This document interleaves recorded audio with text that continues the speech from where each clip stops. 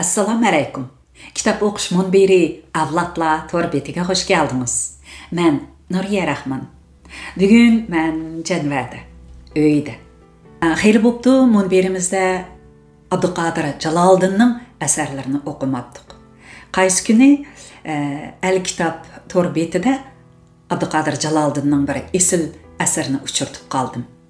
O bo'lsa-mu Abdurning yezilayotgan Uyg'urlar uchun bilim nomli kitobidan parcha. Yazg'uvchisi Abduqodir Jaloliddin, Al-Kitap yozuvchi Uyg'ur El-Kitap gruppasidan Uyg'ur o'g'li tayyorlagan ekan. Maqola sal uzunroq ekan, biroz qisqartib o'qib beraman. Afsuslanarligi Abduqodir Jaloliddinning Uyg'urlar uchun bilim namlıq bu kitabı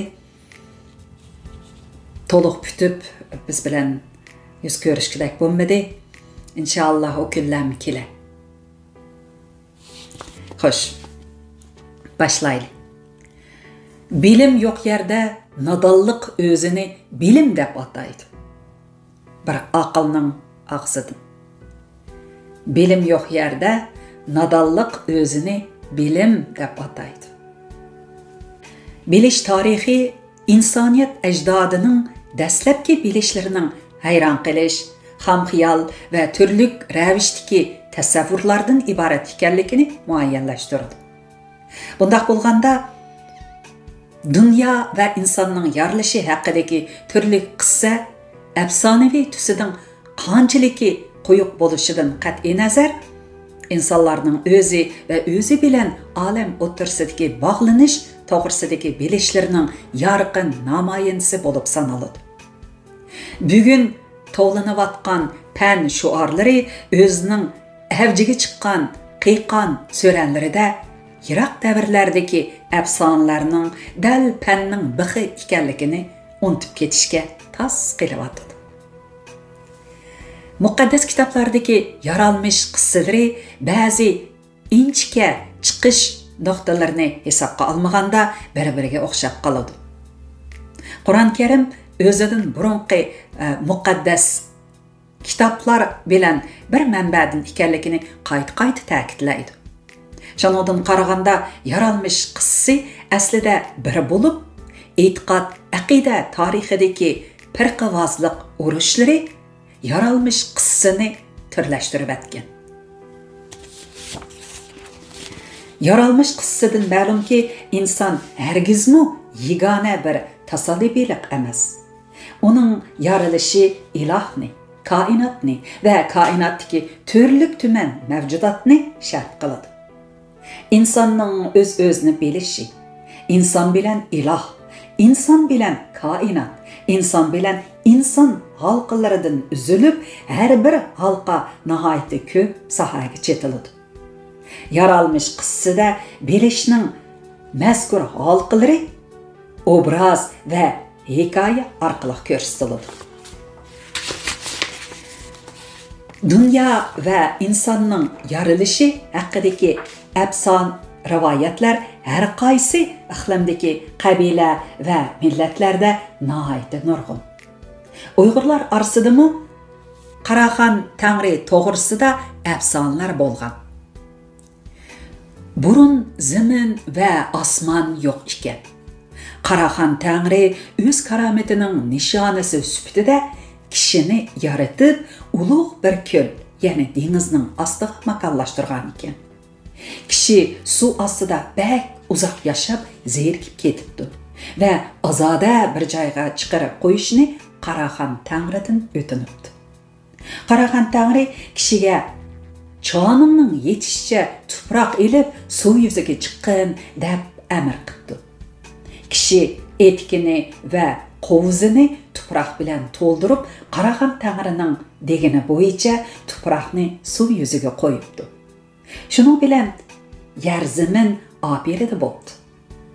Qovuzidagi tuproqni bo'shliqqa purkigan ekan, uningdan osmon, kun, oy, yulduzlar opirida bo'ldi. Shundan e'tiboran kishi olamning oqsoqoli bo'ldi. Onundan avlodlar paydo bo'ldi. Onun nasli yo'qmaydigan bo'ldi.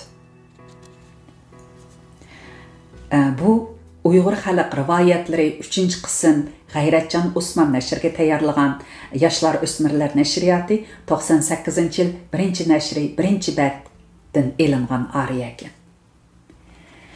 Bu afsona muqaddas kitoblardagi yaralmış qissasi bilan ba'zi taraflarda o'xshab ketadi. Lekin uningda Uyg'ur qatorliq Turkiy xalqlarining suv va tuproqni ulug'lash aqidalari ifodalanib turadi. Kishi tamamen degidek insoniy xuy mijoz bilan sug'urilgan, lekin uning jismi koinotning bir butun qurilmasi bilan yo'g'rilib ketgan. Harakati bo'lsa Tangrining buyrug'i bilan qo'shilib ketgan. Kishining mavjudligi va harakatida ruhiy va moddiy barliqning xususiyatlari birdek aks etadi.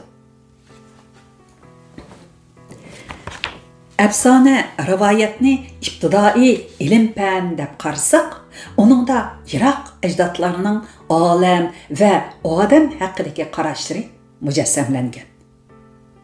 Bu qarashlar xiyoliy tusga boy bo'lgani uchun obrazliq aks etishga tayyor.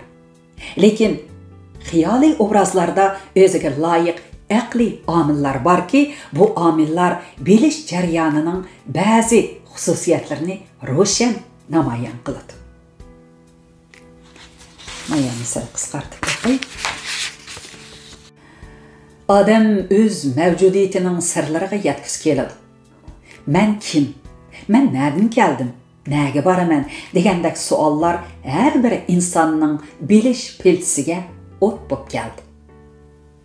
Hozirmi fanlar zamonaviy uskunlarning yordamida shu savollarga javob izlamoqda. Toronto Universiteti Ontario Instituti Ma'arif tadqiqot o'rnidagi Karl Bereiter bilim davridagi ma'arif va ong degan asrda avomiy nazariya degan bir hukmni o'tirib qo'ydi. Karl Bereiterning izohlashicha, avomiy nazariya fanniy nazariya bo'lmagan ahvoldagi kishilarning qarashlari bo'lib, u asosan ibtidoiy insonlar ham fanniy ma'arif tarbiyasi ko'rishga texi ulgurmagan bolalarda bo'ladi.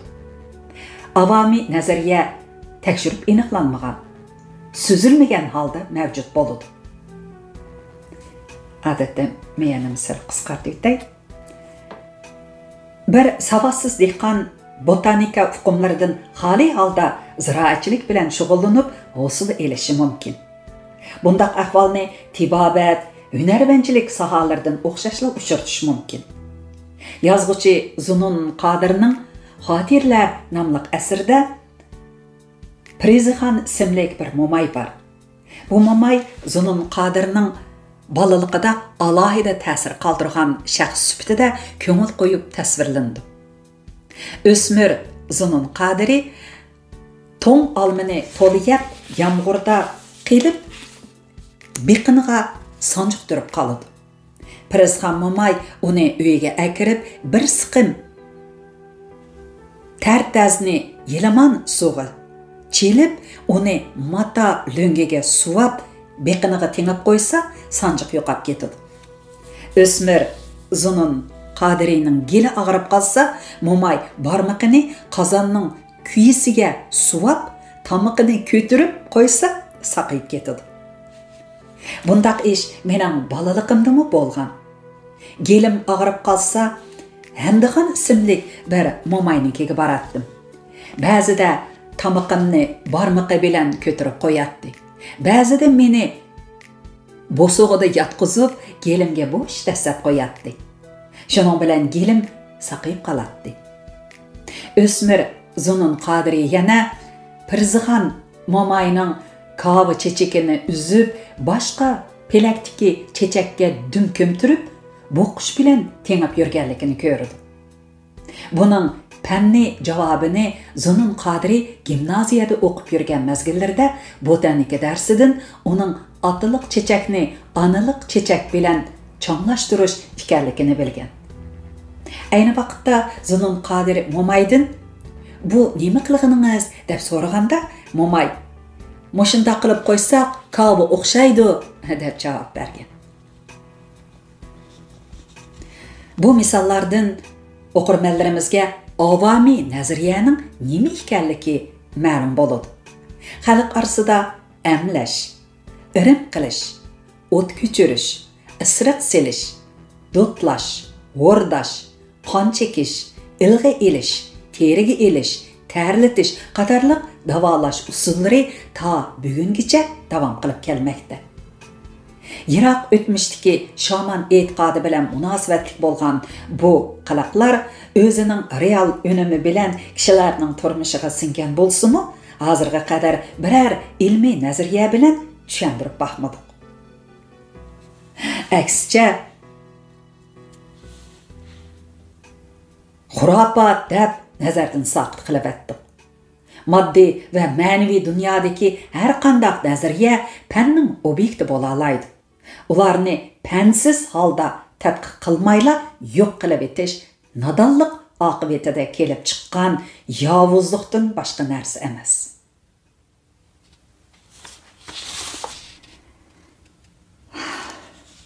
Uyg'urlarning tabiat, ruhiyat va jamiyatga qarata bilish shakllari barliq sharq allaridagiga o'xshashla hikoyat tusiga ega. Fikrlar Aristotelcha mantiqa izchilligida o'tirg'i chiqmasdan hikoyaning hamma bo'likiga qondak singib ketadi. Uyg'ur falsafa tarixiga qaraydigan bo'lsak, Uyg'ur dunyo qarashlari o'ziga xos etnik tarkiblardan tashqari ajam, arab omillari bilan yo'g'rilib ketgan. Uyg'ur xalqi orasida keng tarqalgan Jamshid nomida mundaq bir hikoyat bor. Kunlarning birida Nuh alayhissalom bir yerda yotgan edi. Hazreti Nuh alayhissalomning ko'zi uyquga ketdi. U chaqda ishdan kiyish odati yo'q bo'lib, oldiga lata tortib oladi. Shamolda lata qayrilib kelib, Nuh alayhissalomning avrati ichilib qoldi. Shu chaqda uning 3 o'g'li u yerdan o'tib ketib atadi. Bu ahvolni ko'rib, Hazreti Yafes ko'zini itib o'tib ketdi. Hazreti Sam bir qo'li bilan ko'zni itib, yana bir qo'li bilan latani tortib, avratni yepib qo'yib o'tib ketdi. Ham degan o'g'li masxara qilib, "Ohoy, ichilib qopti" deb o'tib ketdi. Shu chaqda Nuh alayhissalom uyqudan bedor bo'lib, bu ishdan xabar tepib, ichida qattiq g'azablandi. U Yafesga "Sening avloding podshoh bo'lsin" debdi.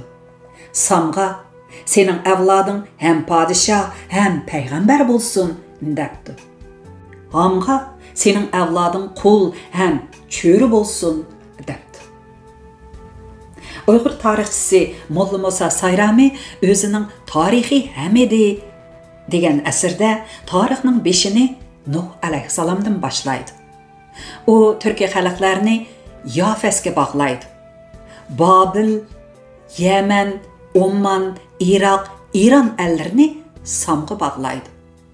Afrika va Hindiston allarini Hamga bog'laydi. Yozgi tarixlardagi ahvollar Nuh alayhissalomning duosiga amaliyleşishini asosan isbotlagandek ko'rindi. Ammo biz yozma tarixlardagi tarixiy haqiqatlarning mutlaq emasligini yoki insonlarning qalamidan chiqqan tarixning insoncha ojizlik va savalliklarga ega bo'ladiganligini nazarda tutsak, Molla Musa Sayramining bayonlarida tajribadan halqagan afsonaviy tusning borligini his qilamiz. Biz yuqorqi hikoyatdan mundaq bir masalani, ya'ni bir ishqa tutilgan 3 xil pozitsiyani va shu pozitsiya tufayli kelib chiqqan o'xshamagan natijani ko'ramiz. Yafes hayo bilan o'tib ketdi. Bu hayo podshohlarda bo'lishga tegishli diyonatdan nishon edi. Samda hayo bo'lish bilan birga tadbirmi bor edi. Şoňa uning avlodiga podshohlik saltanati bilan payg'ambarlik hikmati buyurildi. Ham o'zining hayasızlıqqa yarışa qulluq taqdiriga buyuruldi. Biz bu hikoyatni tarixiy reallikdan ayirib muhokama qilsak, kishilarning shay'iga tutgan pozitsiyasi qanday bo'lsa, shuningga munosib tajriba, bilim va taqdirga erishidi degan aqli yakunga ega bo'lamiz.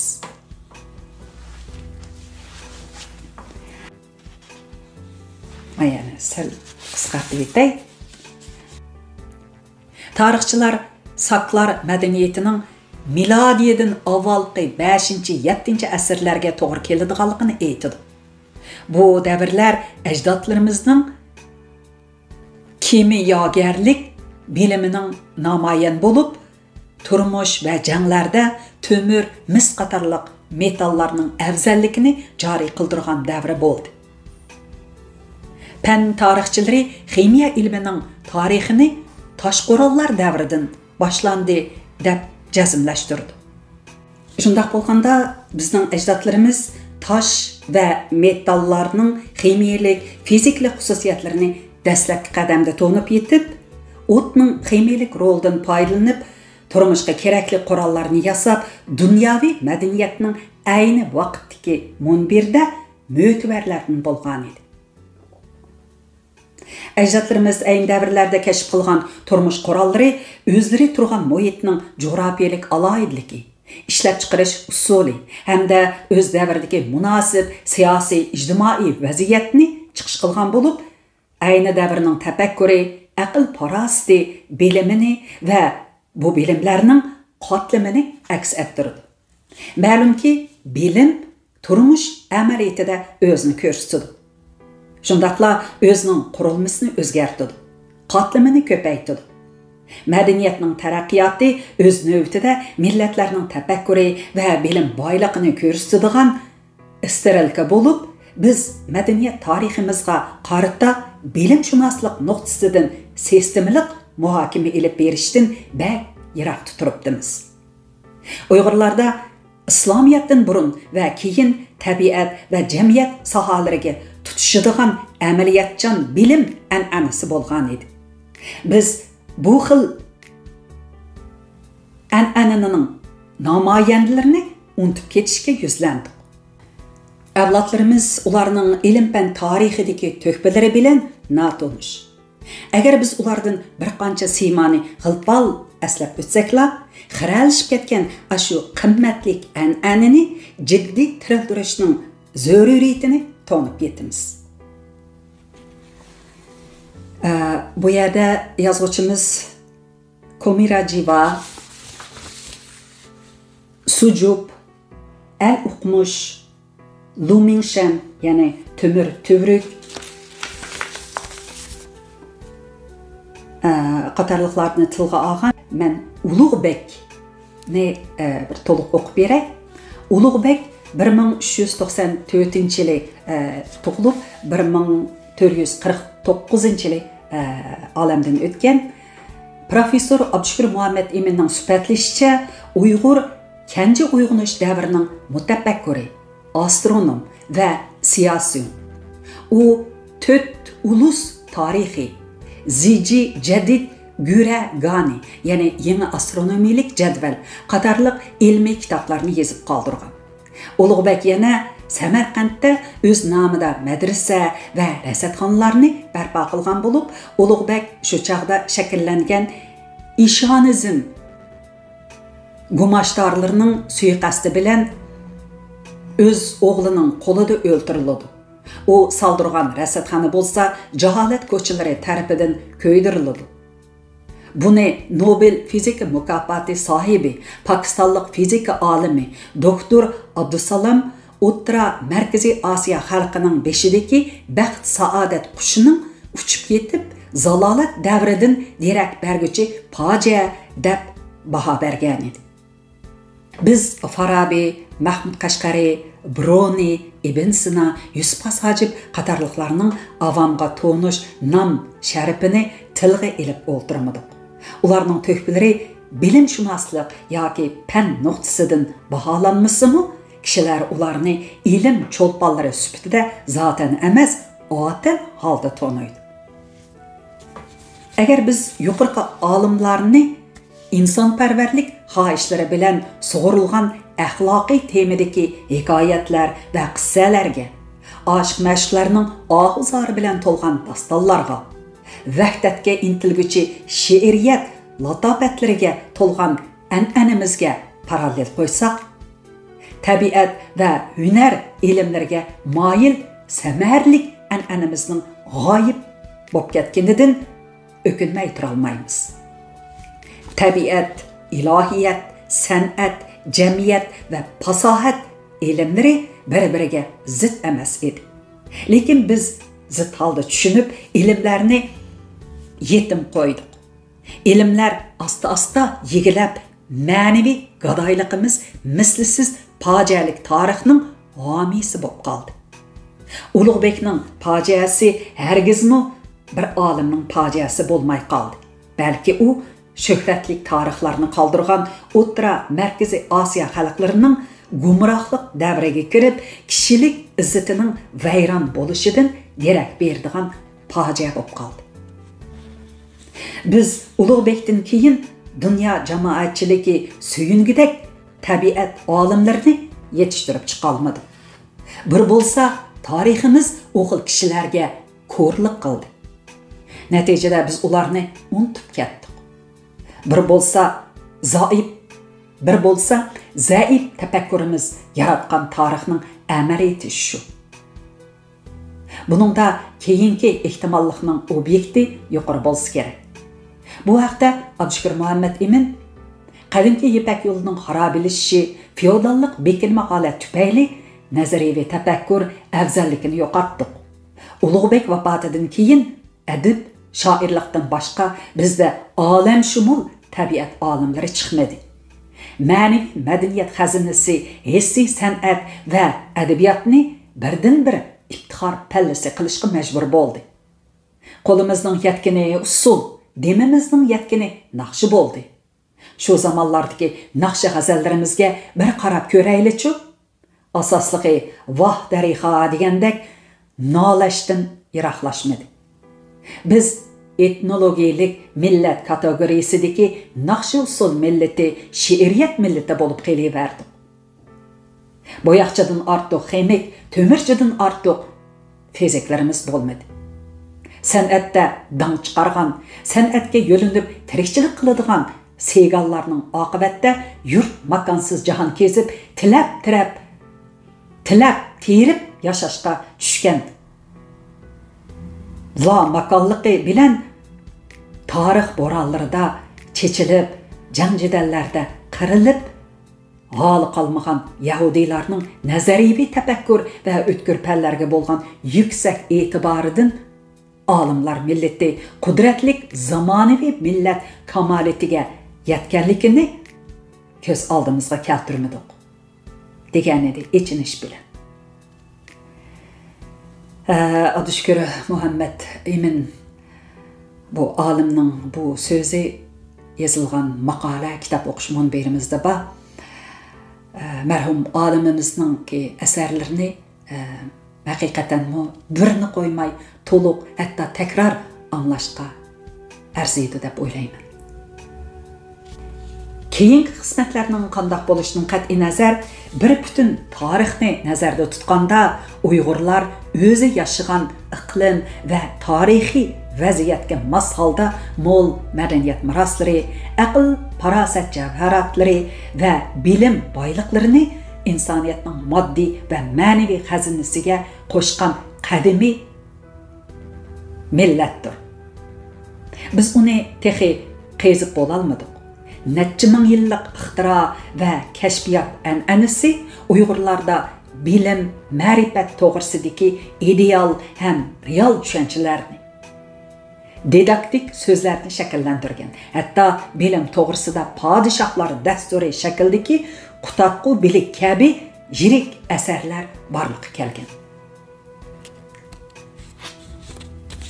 Kundalik aloqamizda ishlatilayotgan Uyg'ur xalq maqol tamsillarimizga sap solsak, bilim masalasini turli nuqtadan yo'ritib beradigan javharlarni uchirtimiz.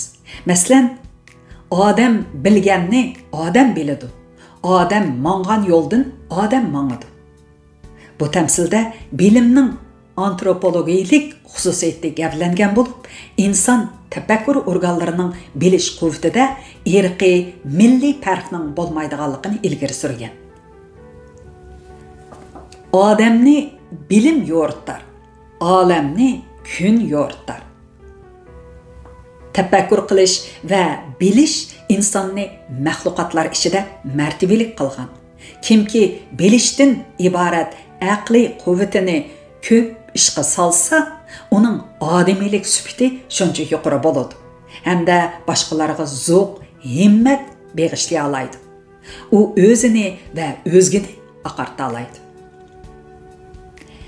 Bilganning yuzi yo'ruq, bilmaganning yuzi cho'ruq. Bu tafsilda bilganlar bilan bilmaganlarning ma'naviy va ijtimoiy palladagi o'rni aks etgan. Bu yuqorqi tamsil bilan izchillikqa ega. Bu ya'ni sal qisqartib etsam, yana olim bo'lmoq oson, odam bo'lmoq tez. Bu tamsilda ilm ahlida bo'lishga tegishli fazilat ko'zda tutilgan. Odamiylikka yotadigan go'zal xuluq, inson manfaatiga uyg'un g'oyalardan mustasno olim, yirtqich hayvondanmi vahshiy bo'lib, u boshqalarga ofat akiladigan tavsiyalarni beradi. Yana biri bilimga o'zining normal insoniyligini tegishib, benormal psixika egasi bo'lib qoladigan ishlar amaliyotda mavjud. Demak, Uyg'ur xalq maqol tamsillarida bilimning insoniy, realiy, ijtimoiy asoslari, bilim ahlining mas'uliyati qatorliq falsafaviy masalalar ixcham ifodalangan. Bilim egiligi davri deb sifatlanayotgan hozirgi davrimizda ajdodlarimiz qoldirgan bilim miroslari va bilim o'gitlarining ahamiyatini biz texi yetarlik tushunib yetmadik. Qutatqubilikning jamiyatshunoslik, madaniyatshunaslik, ma'rifshunoslik, bilimshunoslik, boshqarish ilmi taraflaridagi ilg'or ham yiroqni ko'rar durdonlarini qazishning o'rniga Dale Carnegie, Napoleon Hill qatorliqlarning asarlari bilan ko'zimizni olichakman qilib, an'anamizdagi bebaho aqliy boyliqlarga tuzkorlik qildik. Bu o'tmishdagi nodonlikning bugungi zamon variantidan boshqa narsa emas. Bilim ijodiy tafakkurning mahsuli. Uni kim yaratgan bo'lsa, u oldi bilan shuningga mansub. Ondan boshqalarga mansub. Ijodkorlik xislatining yiltizi bir millatning tafakkur an'anasida va uning izchilligida bo'ladi. Faqat shu xislatni yo'qotmaganlarla boshqalarning ijodiyat mevasidan ham to'g'ri foydalanish layoqatiga erishalaydi. Maqola xeyli uzunken, shunga qisqartib o'qib berdim. Maqolninki chetilish doirasi sal kengroq. Yig'inchoqlaganda bilim egallash kerak. O'zimizni bilim bilan qurollantirishimiz kerak. Ma'qul amsa, bugungi kitob o'qishimiz mushagicha bo'lsin. Kelar qitimliq programmamizda ko'rishaylik. Xayr xo'sh, omon bo'laylik. Xayr xo'sh.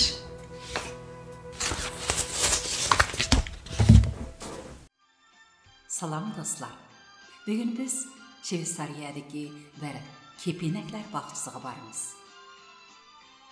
Bu bog'chada dunyoning har qaysi joylaridan keltirilgan 1000 turdan ortiq kepinak bor bo'lib, bu kepinaklar issiq balvoqliq muhit sharoitiga qo'yib etilgan. Ziyoratchilarning atrofida erkin uchib yuradi. Shakli, cho'ng kichikligi o'xshamaydigan rang-garang kepinaklar odamni shu qadar hayajonlantirdi ekanki, ixtiyorsiz kichik chog'larimda bog'chalarda kepinak qo'g'lab o'ynagan sabiy chog'larimni eslatdi. Kepinak kichikli bir hasharat, lekin u o'zgarish, erkinlik, güzellik ve ümit simvollarını özüge mücessemligi. Bu bahçede yana 120 xildan ortiq o'simliklar, har xil qushlar, beliqlar, hatto kechasi harakatlanadigan ba'zi hayvonlarmi bor ekan. Ziyoratimizdan bäkmi mamnun bo'ldim. Marhamat, sizlarmi bari og'aysizlar.